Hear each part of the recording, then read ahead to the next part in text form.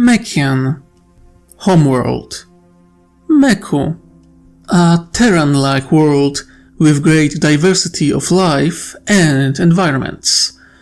The main difference between Mechu and Cradle of Humanity is the fact that Mechu has two moons, with one major moon orbiting Mechu directly and minor one that orbits the major moon.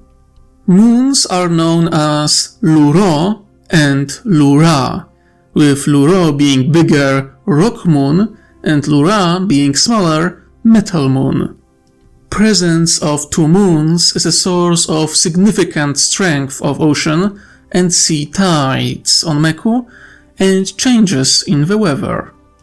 Mechu has also slightly weaker gravity than Terra, around 0.9 g, which ironically is almost the same as gravitational pull of Tau Homeworld. Mekians live in multiple great cities that share similarities with those of ancient Terra long before the Age of Imperium. They are scattered throughout the planet, with a few great cities building actual levels of a city, transforming them into miniature hives.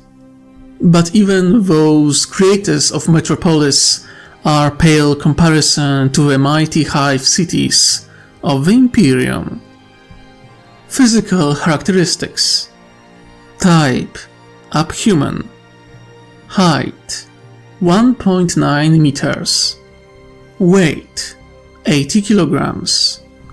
Coloration: black skin to the point of partially consuming light, silver eyes, white hair. Diet: omnivore. Senses: slightly better eyesight than standard humans, greater comprehension of three-dimensional movement. Forms of communication: vocalization. Reproduction: pregnancy 9 months. Lifespan: 100 to 120 years. Maturity: 18.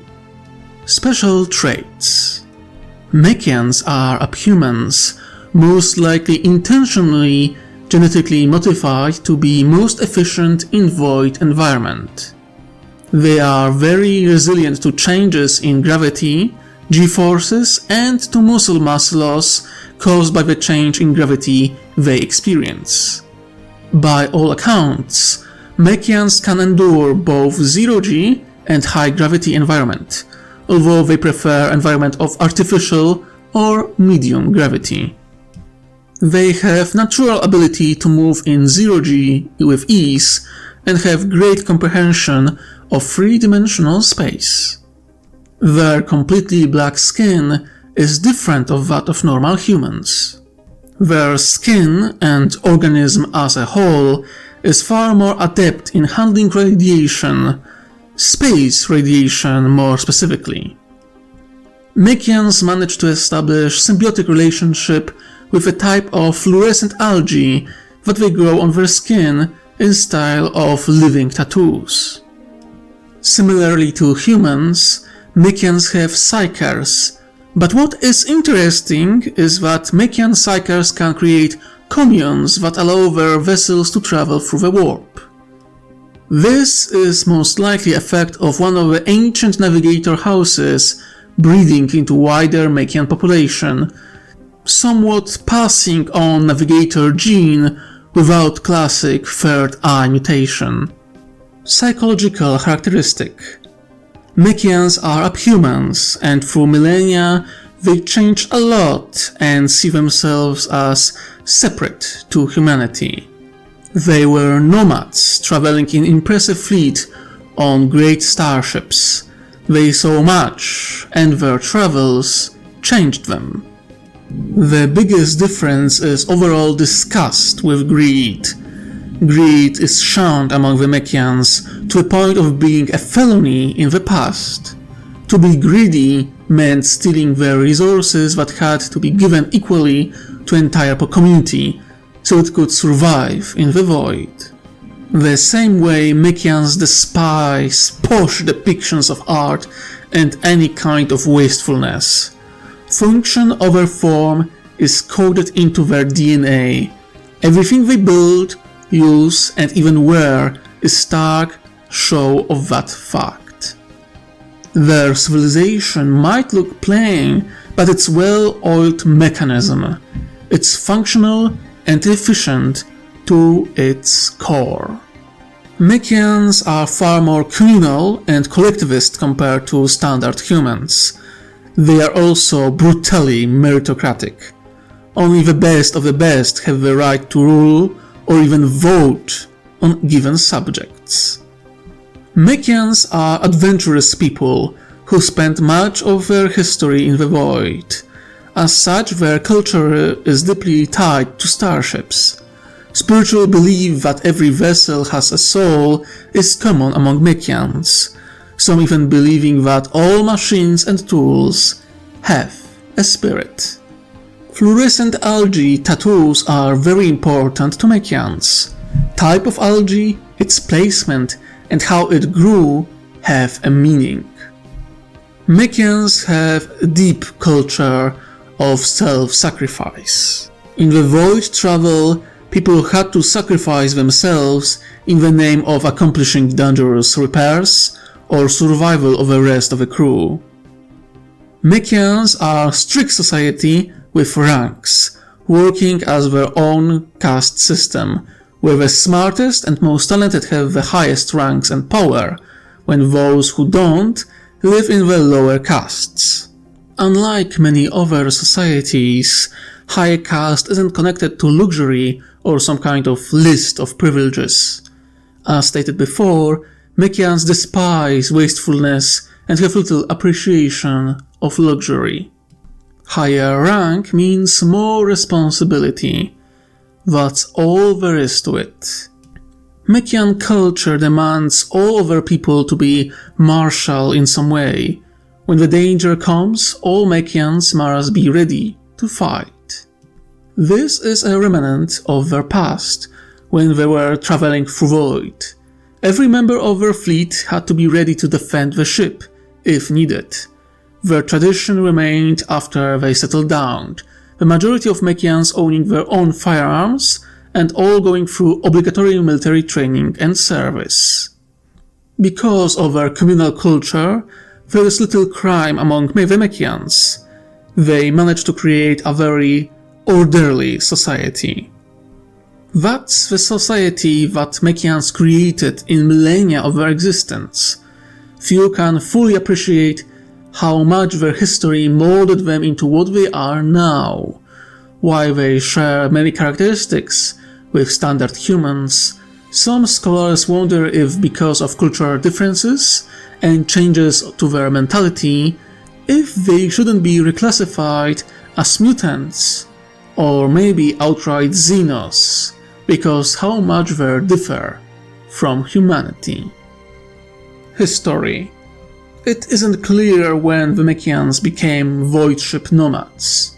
Scraps of old Mekian myths point to some ancient forgotten shipyard that became inoperable after cybernetic revolt and dissolution of human federation. That was one of the ruling powers in the galaxy. Mekians, inspired by Eldari craft worlds, used the last of available resources and partially cannibalized the shipyard to create an impressive fleet of vessels, with a flagship, Hope Bearer, as the center of now nomadic civilization. This is known as the First Exodus. Mekians began their travel through space, mining resources from asteroids, doing a bit of piracy and raiding, trading with friendly systems, taking part in more than few local conflicts. But overall, they kept to themselves and their own dealings, keeping far from wars and focusing on survival. They managed to recover a lot of interesting artifacts, archaeotech, and even few STC fragments. They never managed to find a full STC. They remained a quite advanced successors of a fallen civilization, doing their best to retain what they managed to gather and keep it operational.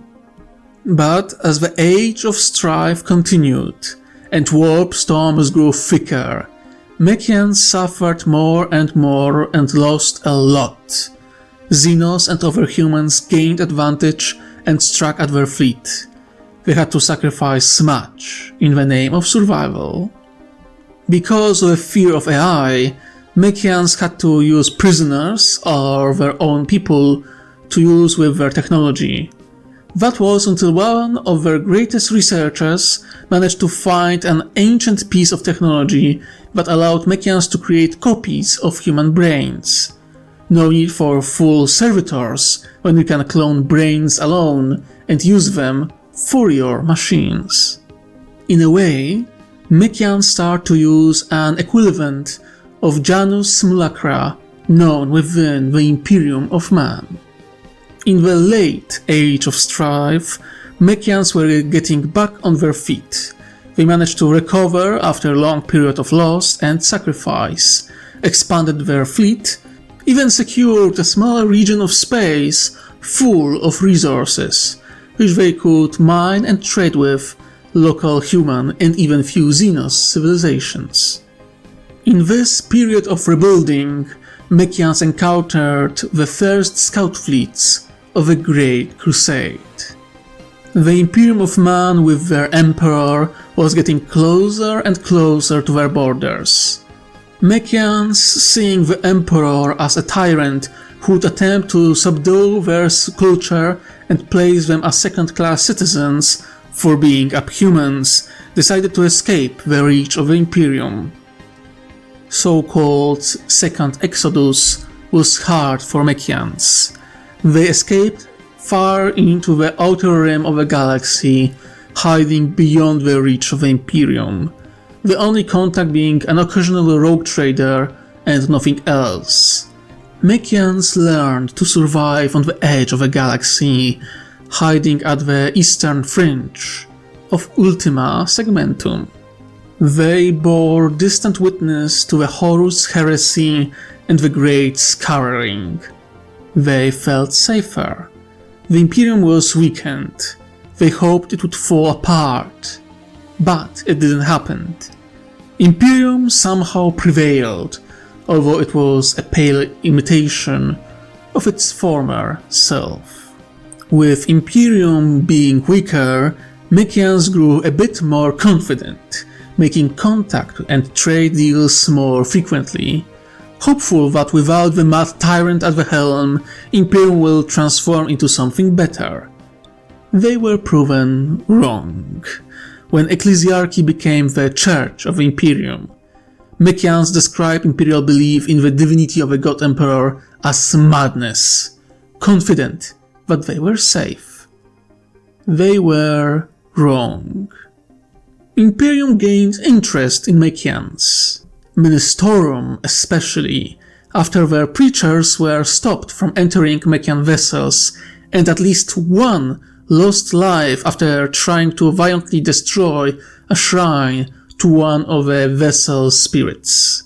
After that, Imperium sent spies, and soon those agents found out about few STC fragments and archaeotech Mekians kept in their fleet. Soon after, multiple Imperial fleets were in pursuit. Among them were fleets of Imperial Navy, of Battlefleet Ultramar, fleets of the Adeptus Mechanicus, and few Astartes fleets, including a dedicated Black Templar fleet. In their desperation, and with mounting losses to their fleet, Mekians jumped into the warp near a warp storm, preferring picking their chances in the Immaterium rather than facing Imperials who sought to either exterminate or enslave them and take everything they owned. The third Exodus was a sign of total desperation. Mekians put all their hope into their skill as shipmasters and their vessels, not knowing if they survive this time. What happened next is disputed, but some old Mekian sources claim that a fleet was somehow protected. Ancient records from Mekian psychers tasked with navigation state that they themselves were guided. By what or how isn't known. They emerged from the tides of a warp within Damocles sector a few thousand years later. Decimated Mekian fleet suffered significant damage. Their most blessed flagship, Hope Bearer, suffered critical damage to the warp drive, and chances that it could travel through the warp again were near zero. Thankfully, they exited the warp near Mechu, a system that gave them hope for a new beginning. The massive bulk of Hope Bearer was carefully brought to the surface, never to rise into the heavens, transforming into the first Mekian city and their capital. That's how Mekian Commonwealth was established. With the establishing of the first city, Mekians slowly adapted to their new way of life, rebuilding and in a way building their civilization anew. They were no longer nomads. They weren't tied to ships, but to planets and star systems. Mekian Commonwealth grew slowly. Most of the population kept to their semi-nomadic lifestyle, with Mekian fleets traveling through nearby region or going on far expeditions rather than settle down. Mekians were first to establish some kind of contact with Titania subsector, one of the imperial territories cut from the rest of the Imperium because of a warp storm barrier. However, Titania had almost no fleet, and those ships that were present were mostly used in internal struggle. Mekians decided to leave Imperials alone and let them kill each other. They had some pleasure from seeing their own civilization thrive and Imperial remnant eating each other's like wild beasts. Mekians remained a small state, growing slowly and keeping mostly to themselves, with little contact with outside civilizations. In this period of time, they were quite isolationist civilization, not trusting anyone, not after what they suffered. In time, the Commonwealth grew to the size of 17 worlds and many more space stations and mining outposts in the surrounding area. They encountered the coalition in 4225th year Era of Unity or 350 year Millennium 39. They were suspicious of the greater good and the Tau, having a long history with treacherous Xenos, but agreed for trade. It took the coalition exactly 150 Terran years before Mekian Commonwealth decided to join the coalition, becoming one of its most powerful members. With their existing stellar territories, mighty fleets, and martial culture, Mekians proven themselves extremely efficient fighters, engineers, and shipmasters. They adopted the idea of the greater good, and some Mekians practice even faith in the Tau Va. One of the most interesting bits of their beliefs is that it was goddess Tau Va who led their ships through the warp after they escaped the Imperium. It was her who led them to Mechu. Just like the greater good is guiding philosophy of the Tau and the coalition, so Mekians see goddess Tau Va as guide through the dangers and strife. After joining the coalition, Mekians played important part in many conflicts, especially against the orcs. Mekian armada becoming renowned throughout the coalition and deeply respected. Joining the coalition, 4409 Era of Unity or 500 M39. After quite a long period of trade and limited diplomatic contact, Mekians finally warmed up to the Tau and their coalition, firstly establishing trade relations, then defensive alliance, finally signing open border deal and greater trade deals, before finally joining a coalition as full member. It was a slow process, slower than many in the coalition would prefer, but it was also true that Mekians were quite isolationist civilization, and that any progress at all was made was seen as great success. Over the generations and with hard work from the water caste, Mekians opened up more and more to the outside world before finally abandoning isolationism and fully adopting philosophy of the greater good, which was quite similar to their own beliefs and culture. Status in the coalition. Autonomous ally. Mekians are a strong political bloc, like the Zoats and Ostensi Council. But unlike Ostensi Council, they aren't as dependent on Tau technology. Their civilization joined coalition willingly and without any external pressure, unlike the Council, which was overtaken economically by the coalition during the war with the Orcs. On the other hand, Mekians aren't as manipulative as Zoats, nor do they spread some kind of faith. They are simply a full member with a strong voice and many personal ambitions. Government. Mekian Commonwealth. This government is ruled by Directorial Council made of high-ranking members of Mekian society. This government is a strict meritocracy with IQ and other tests determining if given people can vote on given policies or subjects. Directorial Council is the highest power in the Commonwealth and decides about everything. Thanks to use of well-trained psychers, Commonwealth keeps stable contact with all of its colonies, and so no colony makes fully independent decision outside the will of a greater Commonwealth. Role within the coalition. Mekians are industrial, political and military powerhouse within the coalition.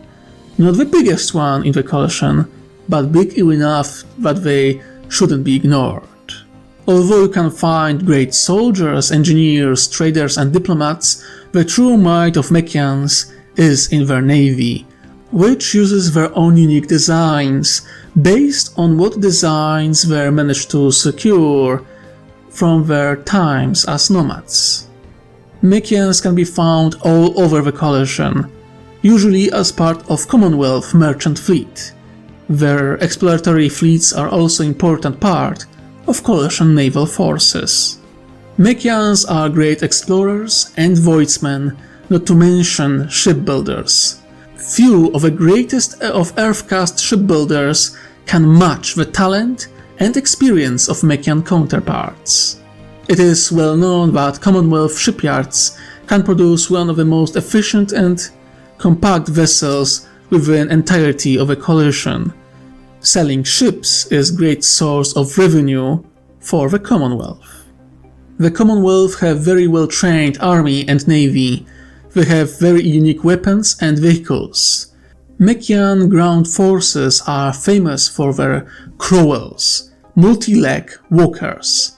Their soldiers are known to use so-called beamers, standard infantry guns based on ancient mining lasers, and powerful coil guns.